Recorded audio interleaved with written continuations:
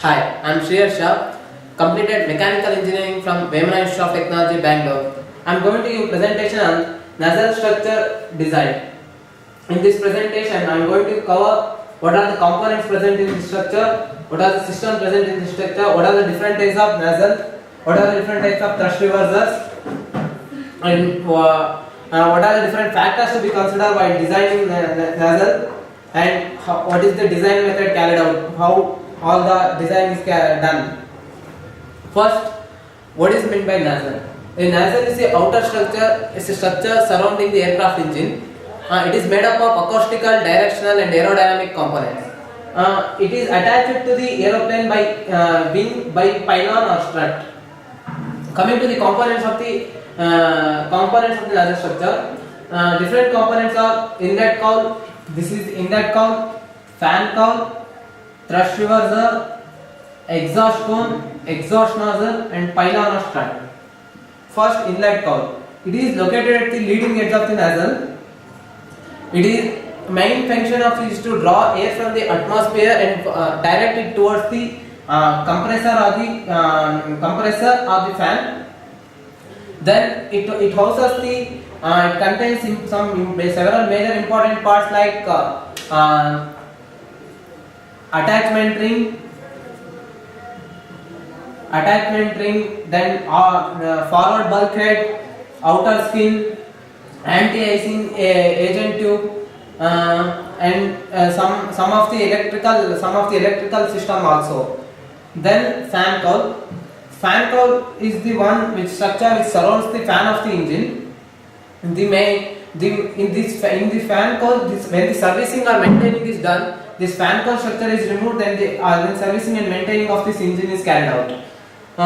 Then coming to thrust reverser. Thrust reverser is located after the fan cowl. It surrounds the engine with acoustical panels, and it also forwards the thrust, so it has to de-accelerate the de-acceleration of the aerodynamic during upon landing. And fan cowl is located in between the thrust reverser, inlet cowl, and pylon. Because thrust reversers contain acoustical panels, it decreases the noise. Also, it increases the efficiency and it decreases the wear on the brake. Because of the decrease in wear on the brake, shorter runways can be adopted. Then coming to exhaust cone. Exhaust cone is attached to the center aft of the engine and engine systems. The main function of the exhaust cone is to guide the exhaust gases to the exhaust nozzle. And exhaust cone maintains optimum air in the engine system. This is very important. When optimum air is maintained in the engine system, so proper combustion takes place in the engine system and proper mechanical energy is developed. So if it is not maintained properly, then efficiency of the engine decreases. So exhaust cone maintains engine efficiency. Coming to the exhaust nozzle. Exhaust nozzle is the outer part of the nozzle structure. Its main function is to exhaust the gases, burnt gases, and it's made up of high temperature resistant materials. Pylon, this is the pylon. It attaches the nozzle packages of the whole assembly of nozzle to the wing, and it houses some of the electrical systems, hydraulic systems in it. This is the side view of the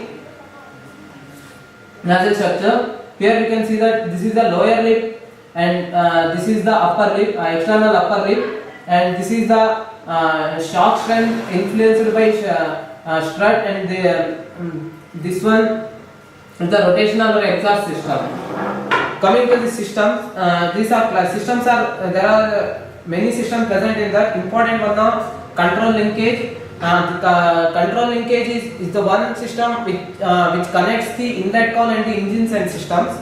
It is used for controlling the whole this structure. Whereas fuel system, it is present inside the engine. Whereas electrical system is present in the pylon or strut. Then fire protection system, it's also present in the engine system. This fire protection system has some property that when temperature is very high, it decreases the temperature, whereas anti-icing agent system is present in the inlet cowl. This system makes when the temperature is very low, then it increases the temperature. It is present in the inlet cowl. That was about components and different types of system present in nozzle structure. Then types of nozzle. Nozzles are classified into two important types according to the flow, that is separate and mixed. This when the fan duct flow and the core duct flow leaves separately, then it is called separate exhaust nozzle. If the fan duct flow and the core duct flow mixed before leaving the nozzle, then it is called as mixed exhaust nozzle. In this separate exhaust nozzle, friction drag is very less, whereas in case of mixed exhaust nozzle, we get good performance and low jet velocity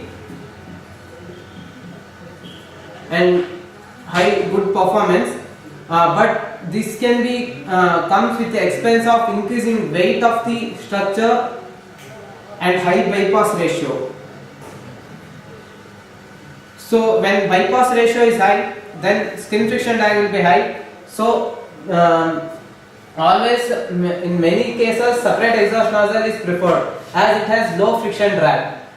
Then different types of various shapes. These are the various shapes of nozzle. This is Boeing 767. This is Airbus 330. This is Airbus 310. This is Boeing 777. This is Airbus 320, and this is MD-11. These are the different various shapes of the nozzle. These shapes are decided according to the shape of the aeroplane and what is the performance, what is the depending on different criteria these structures are selected, and depending upon the shape of the wing also pylon structure or pylon geometries are decided.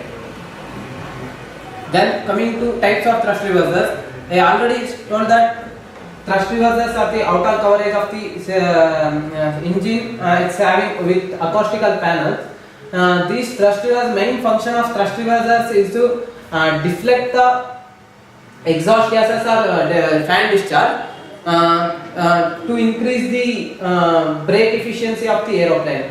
It provides around 20% of the brake power. It is mainly used for during landing. It's classified into two types, that is camshell reverser and cascade type reverser. This camshell reverser is also called as mechanical blockage reverser. Here we can, this is the structure of the camshell reverser. It consists of two doors, scoop type of door. When exhaust gas flows when this is not in active state, then the exhaust gas comes and goes like this. But if it is activated, it will deflect the exhaust gases coming out backwards again, so that it increases the thrust force. So you can see that it comes here and hits and it goes back. That is the main importance of this camshell reverser. Whereas in cascade type, cascades are present here. When these doors are not opened, inlet air comes and it goes like this. It goes straight. When cascade is opened, then inlet comes and it deflected backward. The main application we can see from this figure that this is the with only brakes how aeroplane land, and this is with thrust reverser operation. When thrust reversers are operated, these runways will be shorter runways are enough, but only brakes it increases. So thrust reversers plays very important role. It increases the efficiency level, also decreases the noise also, as it's made up of acoustical panels. Then it decreases the wear on the tires, and it increases the life of the tires also. And main importance of this is it so we can adopt shorter runways when thrust reversers are used. Next, what are the different factors that affect the nozzle structure, which is to be considered during nozzle structure? So first, engine burst conditions. Engine burst conditions are considered. So how it is to be, what is the proper pressure and temperature should be maintained. Then foreign object injection problem, nothing but any foreign body that if it hits, what happens, all those things are considered. Then weight is the important factor.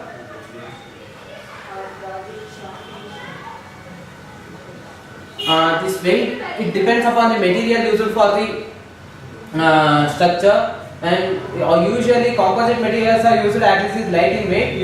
Light in weight materials having high strength and stiffness properties are used for this purpose.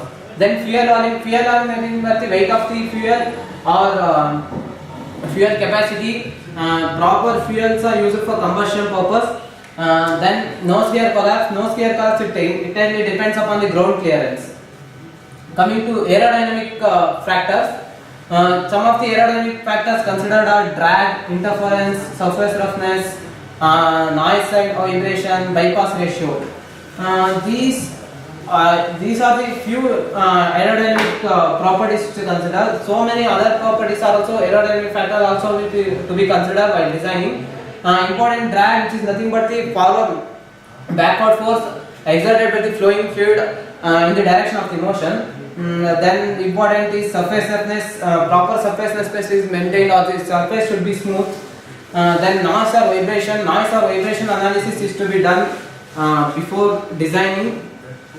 So what are the different types of frequencies when flowing through the air?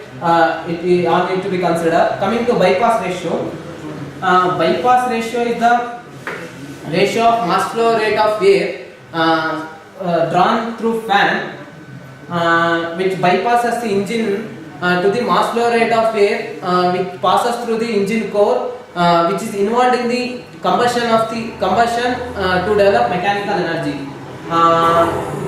Usually bypass ratio will be present in ratio of 1:10 like this. So these are different aerodynamic factors. Then coming to geometry consideration, some of the geometry factors also consider, like what are the diameter and fineness or length to be considered. What is the position of the wing and physics? This is important, as the structure is attached to the wing. The position of the wing is also important. At what angle actually it's attached to the main body. So all those things are considered. In pylon geometry, how pylon is attached to the wing. Then ground clearance, which is nothing but the distance between the propellers of the aeroplane to the ground level. Ground level at gear brake statically deflected. Then intake geometry and lip section. These are the important design conditions. I am going to explain this in the next part. So these are the around factors which is to be considered while carrying out the design. Then composite materials. As I said, to decrease the weight, composite materials are used, because composite materials, combination of the two materials where metal or any material is reinforced with another material. These composite materials have high strength and stiffness ratio. Usually carbon fibers are preferred for nozzle structure design. It is reinforced with nano reinforcement material of about 0.1 to 20%. These carbon fibers are usually produced by pyrolysis process, where pyrolysis is carried out for PAN, which is nothing but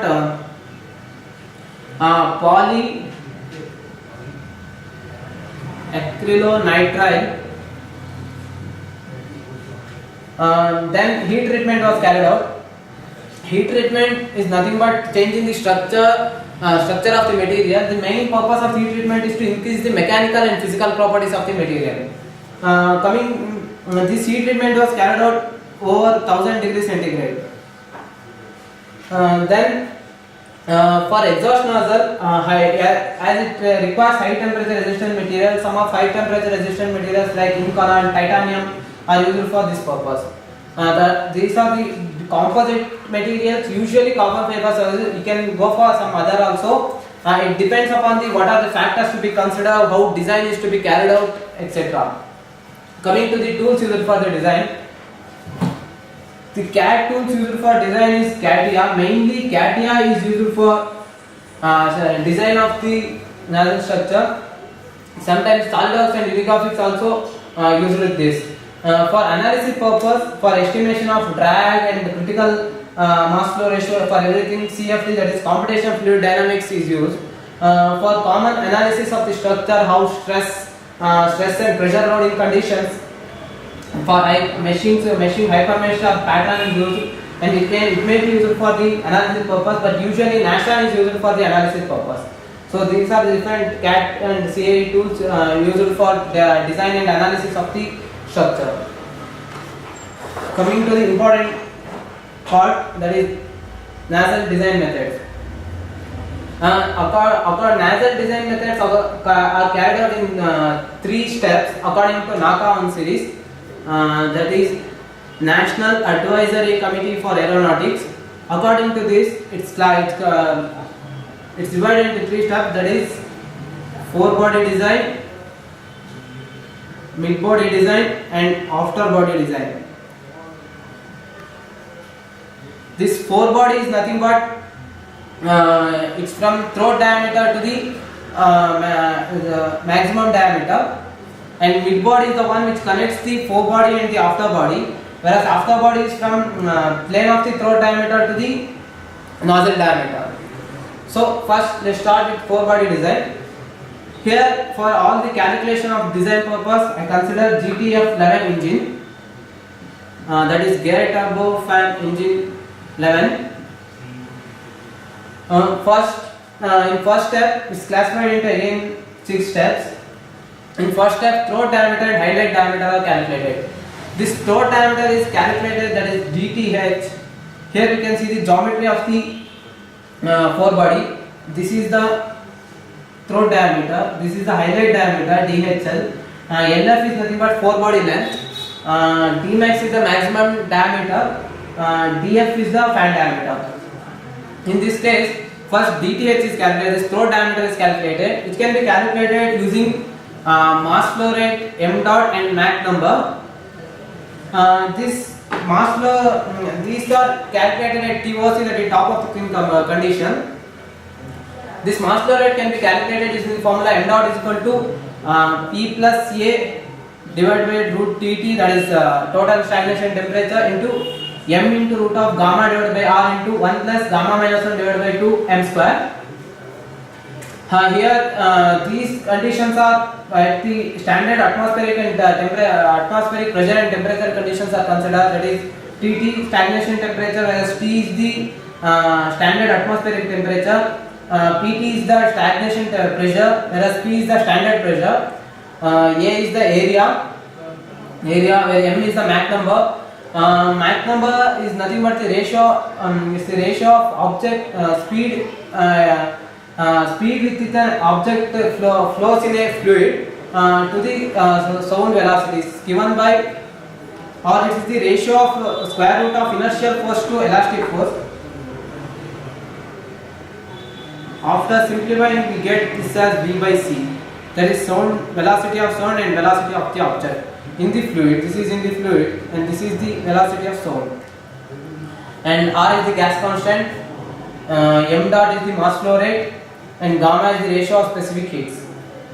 And this is the structure. After once m dot is calculated, then DTH can be calculated at TOC. After calculating DTH, then specific contraction ratio is assumed. Then highlight diameter, DHL highlight diameter is calculated. This can be calculated in the formula. Contraction ratio is equal to highlight area to throat area. That is equal to AH1 to ATH. That's equal to DHL divided by DTH the whole square. So once contraction ratio we get and DTH is calculated, then highlight diameter is calculated. So finally both throat diameter and highlight diameter are calculated using these steps. Coming to the fore-body length and maximum diameter. Fore-body length, LF and Dmax, these things to be decided next. These are decided using the depending upon the graph, which is nothing but Dmax to DHL and LF to Dmax. Depending upon this, how this comes, these fore-body length and maximum diameter shape is decided. This can be obtained, this graph can be obtained using these two formulas, that is MF for critical, mass flow ratio critical is equal to 1 minus 4 into 1 minus through highlight diameter to maximum diameter whole square divided again by 4 body length to maximum diameter 1 to the power of 5 by 2. Here MFR is assumed or its values parameters, a parameter select to be selected, and MD is the drag raise Mach number, that is equal to 1 minus 1 by 8 of square root of 1 minus dHL by dmax whole square divided by LF divided by dmax.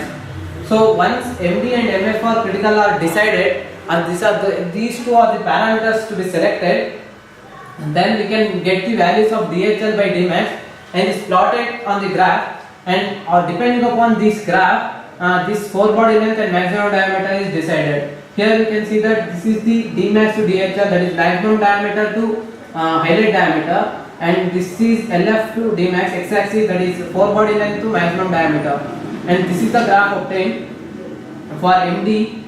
This is the MD variation of MD, and this is the MFR critical. For different values of MFR critical and different values for MD, different D max by DHL and LF max by usually at these points are selected, coincide, and usually those values are selected for 4 body length and maximum diameter. Once if you get these two, then 4 body length and maximum diameter calculated. Then let's see the effects of this mass flow ratio critical and drag raise Mach number on nozzle performance. Consider this graph of coefficient of drag versus MFR mass flow ratio. For mass, here we can see that if the mass flow ratio is less than critical mass flow ratio, then there is a spillage drag increases.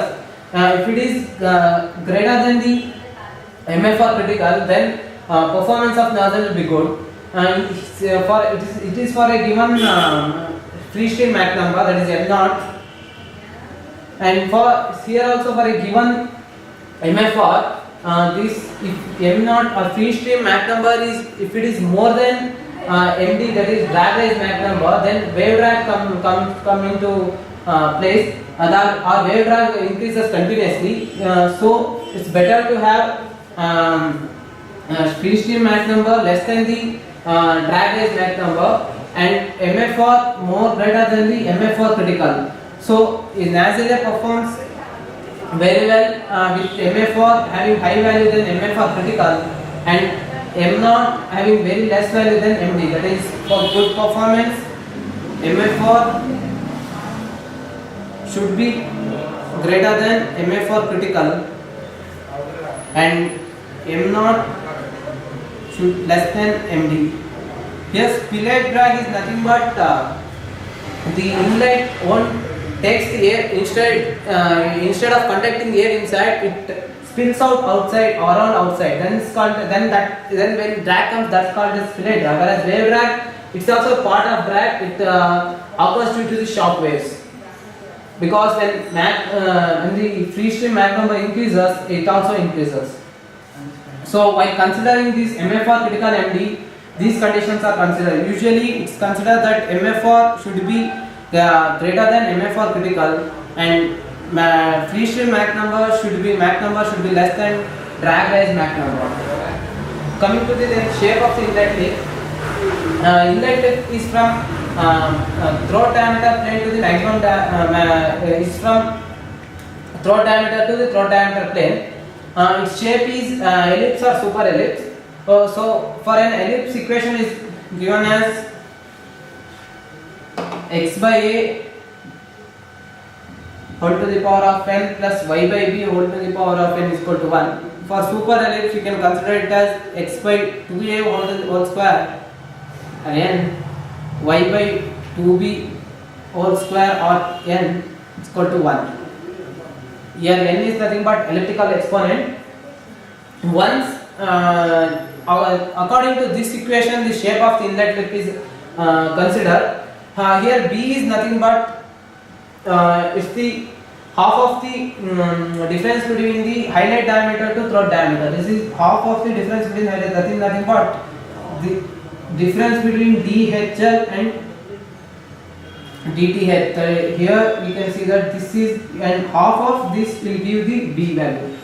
Once we get the B, once DHL and DTH are calculated, we get the B value. After that we can get this X and Y values. Coming to external counter. External counter is from throat diameter plane to the maximum diameter. Here the external counter should be smooth, so that there is no, when transit, during transient condition, flow won't be separated.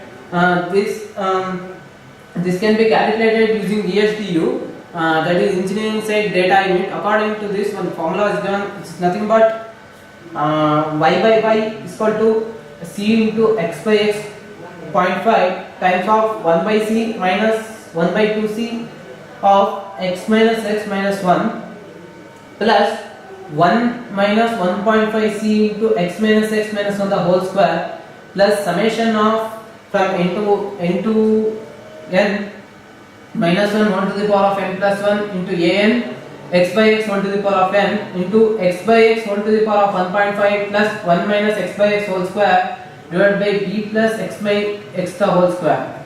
Here x is nothing but LF, that is 4 body length, and y is equal to d max minus dhl divided by 2, that is y is nothing but maximum diameter, difference between the maximum diameter and the highlight diameter. This is the maximum diameter and this is the highlight diameter. The difference between these two gives y. Once after getting y and x, specific values are given for x and y, and finally external counter shape is decided. And final design step in 4 body design is internal counter. It's for this also surface should be smooth, and it starts from fan DF diameter, fan to the maximum diameter. Here for internal counter also specific Mach numbers are maintained to obtain, and also air input contraction ratio are to be maintained properly to get specific internal counter shape. So these are the steps in 4 body design. That is first I will briefly tell once again. This first throat diameter and highlight diameter calculated. After that, once throat diameter and highlight diameter, then MFR and MD are decided based on the nozzle performance. After that, 4 body length and maximum diameter are calculated or it's decided. Once the all these 4, that is throat diameter, highlight diameter, 4 body length and maximum diameter are calculated, then shape of the inlet lip is calculated. After that, external counter and internal counter are decided. That was a brief introduction of how to calculate 4 body design. Then coming to the mid body design, I already told that mid body design is nothing but the connection between the forebody and the afterbody design. A mid body design consists of a cylinder. So here for design it's not take place very important role in designing. Coming to the important part, afterbody design. This is the afterbody dimensions. Here you can see this is the maximum diameter. That afterbody comes from D max to the nozzle diameter D9. LA is nothing but afterbody length, and this beta angle is called as final boat tail angle. So this for this RA by D max, that is afterbody ratio, is calculated using the formula ratio of 0.04 minus 1 minus MD whole square. MD is nothing but drag is Mach number. Our afterbody ratio approaches to infinity when drag size Mach number approaches to 1. So it becomes 1 minus 1, so it becomes infinity. So our afterbody, so RA should be very large to maintain, so that it won't go to infinity. By increasing RA, sometimes it also increasing RA decreases the speed characteristics, also low speed characteristics, and also having high value or low value of RA increases the skin friction and drag also. So it's better to maintain a particular range for RA in order to get the proper value for afterbody ratio. After that, final boat tail angle is calculated. It can be calculated by final board tail angle is equal to that BC is equal to tan inverse of maximum diameter to the nozzle diameter divided by 2 times of outer body length, that is A. Using this final board tail angle is calculated. Usually it's selected, it comes around 8 degree to 16 degree, or it's taken as not usually between 8, it is usually taken as 8 degree or 16 degree. So that was about after body design. So these 3 steps to be maintained while designing nozzle structure. First, fore body design, where every parameters are calculated, then mid body design, then after that outer body design. Coming to drag estimation, in case of nozzle, drag is nothing but the sum of the profile drag or wave drag or the skin friction drag. Here it's usually conducted by different method. Important methods are wind tunnel testing, that's wind tunnel experiment. Then CFD simulation, that is computational fluid dynamics, using I already told this CFD is analysis tool. Here we can estimate the drag. And then ESDU calculation program, that is engineering sales data and calculation program. Drag can be estimated. And some of the design conditions where we can directly decide the drag are during design condition and during off design conditions. During design condition for MFR, if M naught are within MFR criticals, or if M naught are within mass flow ratio critical, then nozzle drag is equal to profile drag. That is nozzle drag is equal to profile drag. In off design condition for a given MFR, if M naught are outside MFR critical, that is if M naught are outside the mass flow ratio critical, then what happens is we can consider nozzle drag as spillage or wave drag. Coming to the estimation of drag estimation. Drag estimation can be done for fore body, after body and mid body, but I consider here only fore body drag. I consider Williams calculations, which is nothing but where first condition is MFR, that is mass flow ratio is greater than mass flow ratio critical, and also free stream Mach number is less than drag raise Mach number.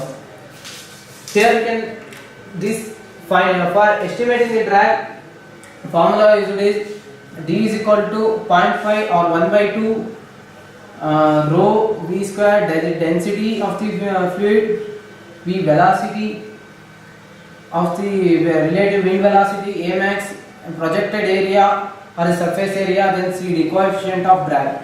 We know rho V A here, but CD is not known. So aim is to calculate the CD first.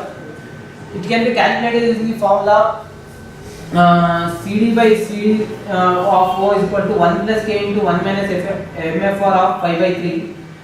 Here it comes from this equation, that is CD by CF of 0.6 equal to 1 plus 1 by 3 of 1 minus the highlight diameter to maximum diameter by fore body length to maximum diameter into 1 plus 7 by 4 of 1 minus mass flow ratio by maximum area to the maximum highlight area minus 1. But here CF is not known. CF is nothing but skin friction coefficient. Skin friction coefficient of it can be calculated using CF is equal to CF into S of weight to A max, that is S of weight nothing but fore body wetted area, whereas A max is the maximum cross section area. But here again CF is not known. This CF can be calculated using this formula, that is 0.55 divided by log RE of to the power of 2.58. Once this is calculated, we can calculate this here. After that CD can be calculated. Here you can see that CD by CF is equal to 1 plus 2y divided by 3 LF to the power of 5 by 3. Here y is nothing but again d max minus dhl divided by 2, that is maximum diameter minus highlight diameter divided by 2. Here k is equal to in this formula constant k is equal to it's not a constant, so L is obtained by this formula, that's inverse of or 1 by 1.75 into d maximum diameter to highlight diameter plus 1 into 1 plus 3 into 4 body length to maximum diameter into maximum diameter to highlight diameter minus 1.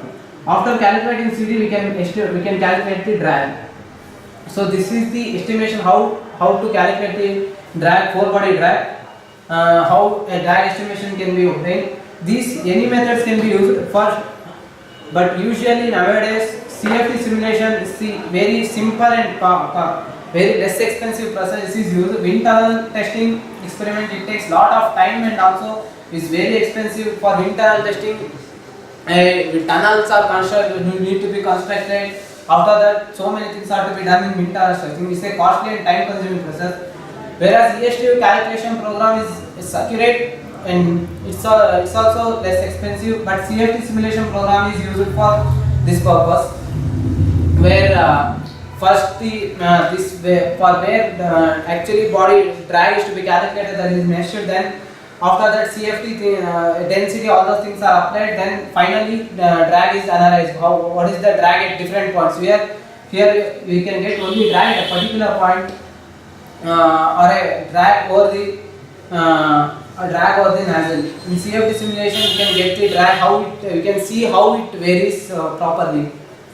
Coming to the parameter selection, already told that these parameters are very important. Here you can see that MF for critical and MD, here these parameters are selected properly, so then only we get proper 4 body length and maximum diameter. So that is first critical mass flow ratio. This is selected around for value of 0.55. It cannot be high or low. If it is very less, then maximum diameter increases and also drag increases. So it is optimum value is 0.55. When coming to lip contraction ratio, if it is lip contraction ratio is high, then maximum same thing happens, that is maximum diameter increases and also drag increases. So it is selected around 1.28. Lip contraction ratio is selected around 1.28, and drag raise Mach number. This drag raise Mach number is also important. It decides the 4 body length. It is also selected properly, so that I explained already how nozzle performance depends upon drag raise Mach number.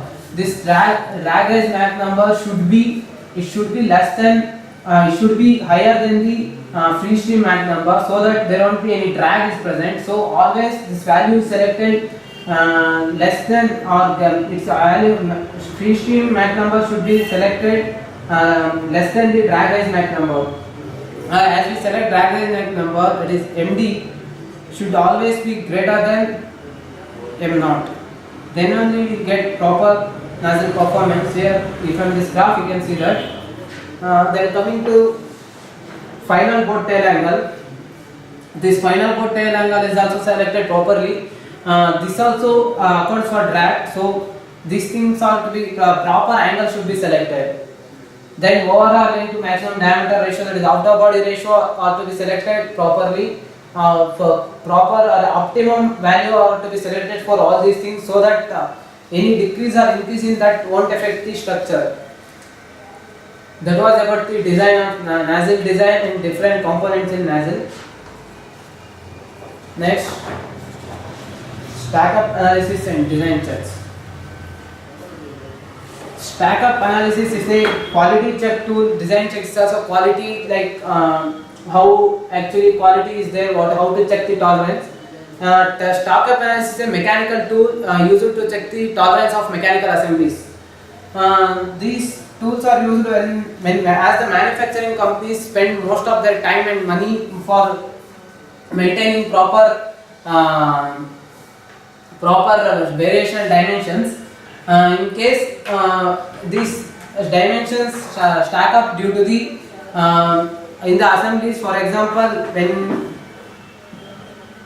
there is a variation in a dimension of a nut or bolt, one if it is there in one, then it comes in all the bolts and nuts.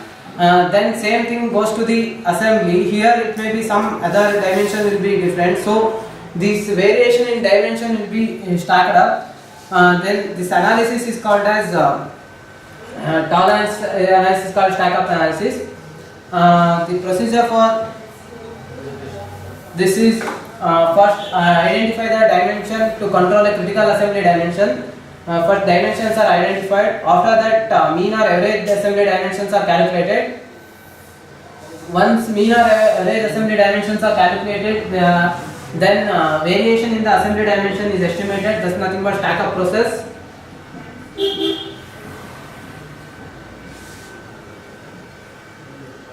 Which can be calculated using formula 1 plus sigma 2. Here these are the variations in different components. After finally calculating, then results are analyzed. Once after analyzing the result, then design or production changes are to be carried out. Then models for tolerance stack up analysis in assemblies. Different models are worst case, statistical, Six Sigma, measured data, and different formulas are for this case of worst case summation of Ti, and for assembly it's root of summation of Ti by 3 the whole square. For Six Sigma it's root of summation of Ti divided by 3 Cp into 1 minus k the whole square. Whereas for measured data it is used for the parts after which are made. This Six Sigma are used for high quality levels, whereas statical is used for reasonable estimations. This is this 3 Sigma capability graph. Here in 3 Sigma capability you get mean deviation or standard deviation. This is the standard deviation, this is the mean deviation. This is the lower limit, this is the upper limit. So dimensions of the part examined should lie between these two, lower and upper limit.